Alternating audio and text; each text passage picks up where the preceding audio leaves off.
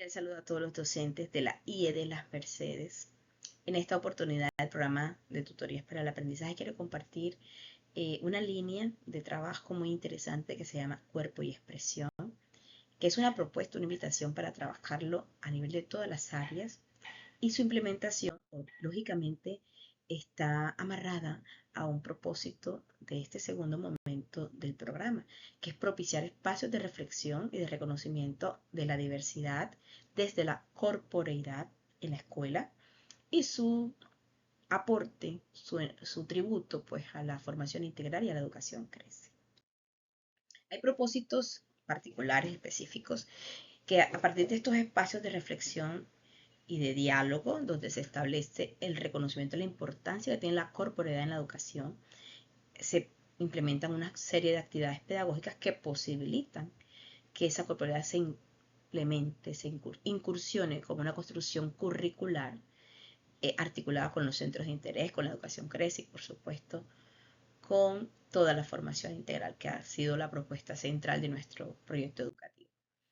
¿Qué tenemos para el camino? Bueno, tenemos que asumir primero la corporeidad como un escenario de aprendizaje, donde se ven oportunidades de comprensión, de reflexión, de descubrimiento de los muchachos, de su identidad, de su cuerpo, de su historia, de su conexión con el contexto situado. Ese es un gran descubrimiento, es un tesoro la corporeidad. De hecho, la educación busca que el muchacho se identifique, se exprese, se desarrolle. Lo primero que nos proponen es que las aulas tienen una exposición un poco vertical, donde está la cabeza, que es el tablero, ¿verdad? Donde se ubica el profesor, y los pupitres donde están todos los cuerpos escondidos. Se salga un poco, se rompe un poco este tradicionalismo, se implementa el juego, el movimiento, y que esto haga parte de la dinámica cotidiana de nuestras clases. Esa corporalidad, ¿cómo? Forma en que los estudiantes viven su cuerpo, se expresan, es una condición que da muchísimas posibilidades. El cuerpo es la expresión sobre el mundo, sobre el contexto, sobre el medio donde le corresponde, sobre lo que sienten los sentidos y sobre cómo están sus estructuras de pensamiento, cómo se expresan en relación con el entorno. Entonces, hay una serie de despliegue de acciones sociales, culturales, biológicas que se desarrollan en la escuela, que tienen que ver y se relacionan con la corporeidad. Esto se reconoce seguramente como una construcción cultural simbólica, ¿verdad? Según algunos autores, más allá de lo biológico. Pero fíjense ustedes que generalmente uno cuando habla de corporeidad habla de educación física. Y sí, hay unas orientaciones específicas curriculares que hace el Ministerio de Educación a la educación física, la recreación y el deporte, pero que se aplican a todas las áreas. Por ejemplo, que el papel del maestro desarrolle iniciativa, creatividad, que esté centrado en las mediaciones y las necesidades de sus estudiantes. Que hay una apertura a diferentes enfoques, que el diseño curricular reconozca, ¿verdad? No solamente los fines de la ocasión, sino las realidades del contexto. Que de pronto en esas particularidades de la población se trabaje la transversalidad con estrategias pedagógicas y didácticas que se desarrollan con creatividad, no solamente en educación física, sino en todas las áreas. Así que haya un reconocimiento a esas necesidades particulares, singulares, características y aspiraciones de nuestros estudiantes. En cuanto le imprimimos una educación inclusiva, de calidad, con una evaluación formativa, con didácticas pertinentes, donde se le garantiza sus derechos de aprendizaje. Y también se puede trabajar transversalmente. Entonces, ¿cómo se aprende a través de la corporeidad y la diversidad? La corporeidad es descubrir el mundo a través de la experiencia, de los sentidos.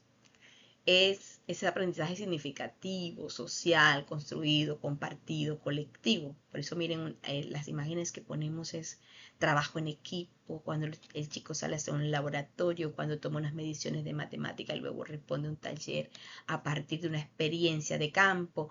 Reconocer todas esas capacidades de percepción y de construcción de identidad que tienen los chicos enriquece el currículo en cuanto es aprender juntos, construir juntos, es aceptar el pluralismo, la diversidad, el respeto, el entendimiento mutuo, valorar la historia, el contexto y esos aprendizajes socioculturales que le da el entorno. Bueno, específicamente, si se trabaja en esta línea y hay que reconocerlo, unos objetivos puntuales para la educación física, la recreación y el deporte, teniendo en cuenta su interdisciplinariedad. Por ejemplo, ¿cómo contribuye la educación física? En la formación de la paz, la convivencia ciudadana, en una clase de educación física donde se puedan resolver conflictos a través de un juego. También es incluyente porque algunos ejercicios o dinámicas son propicias para que aquellos que tienen algunas dificultades se incluyan, participen, se tengan en cuenta. Apoya la conciencia ambiental, porque la formación en educación física, recreación y deporte nos lleva a coexistir con ese entorno, con ese ambiente, a esa realidad, interactuar con ella. En la construcción personal de motricidad también, la corporalidad aporta, la educación física, la recreación y el deporte aportan una serie de conocimientos, de prácticas y de habilidades que se desarrollan en lo físico, en lo corporal. Y fíjense que mientras la propuesta curricular sea abierta, flexible y diversa, abre unas posibilidades recreativas y lúdicas a todas las áreas. Pues bien, la educación artística y cultural en un contexto escolar sí tiene orientaciones curriculares del MEM, pero hace énfasis principalmente en esas prácticas integradoras artísticas de una representación teatral, de una canción que se represente, de los elementos culturales y artísticos que el niño trae a la escuela y que hablan de esa identidad del territorio, ¿verdad? Que es particular en sus formas de hablar, de expresarse, de moverse, en el uso de metáforas, en los performances que se construyen, en la puesta en escena, la creación de la improvisación, en la utilización de ciertos materiales diferentes a otros. Fíjense que hay una cosa muy interesante. Desde que hablamos de formación integral, hablamos de las dimensiones humanas y de las diversas dimensiones humanas. Y este concepto de corporeidad trae a colación ese desarrollo fisiológico, sociocultural, emocional, en esas capacidades de mediar con el mundo exterior, de percibir al mundo, de responder al entorno, de formarse y de interactuar con otros estudiantes. En este caso, eh, asociaciones, experiencias, emocionalidad, pero también tiene que ver como el sujeto, que es el estudiante, que es el individuo en relación con otros, interpreta el mundo que les corresponde vivir, sus ideales, sus sueños, sus costumbres, que directamente se relacionan con lo histórico, lo cultural, lo social.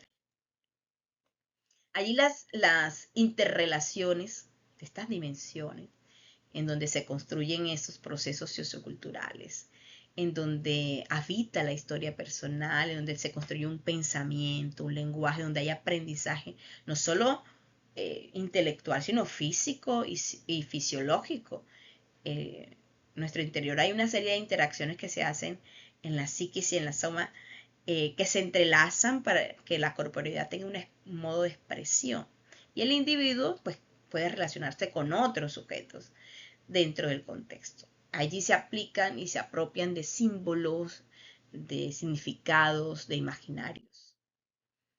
¿Cómo incorporamos nosotros o cómo integramos la corporeidad y la diversidad desde el acompañamiento pedagógico? Miren que las imágenes a veces hablan más que las palabras. Cuando el niño se disfraza para personificar una distinta época con personajes históricamente reconocidos, cuando el niño asume un rol diferente, representa una concepción, un conocimiento literario, por ejemplo, estamos haciendo acompañamiento desde la corporalidad.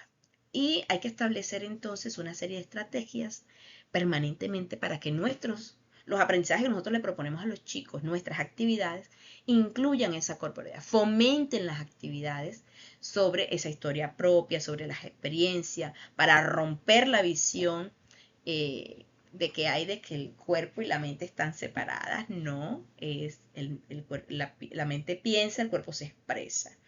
Y promover esa identidad cultural, pluricultural, diversa. Fíjense, nosotros sin querer en la escuela hacemos esos vínculos o construimos esos vínculos entre lo corporal, lo cognitivo y lo cultural.